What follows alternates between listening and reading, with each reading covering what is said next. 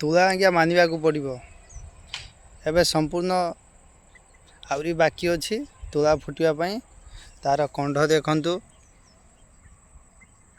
ଏ ଦେଖ ଏବେ ଏବେ ଫୁଟି ନାହିଁ, ଏବେ ଜଷ୍ଟ 3-4 ଦିନ ପରେ ଫୁଟିଯିବ। ୟାର ଏବେ ବାହାରୁଛି ଫୁଲ। এই ତୁଳା ଦେଖନ୍ତୁ, ଏଠି ତୁଳା ହେଇସାରିଛି। এইটা ଦେଖନ୍ତୁ ଆଜ୍ଞା ପୁରା ନରମ ପୁରା ତୁଳା। ୟାର ମଞ୍ଜି ଅଛି 4-5ଟା।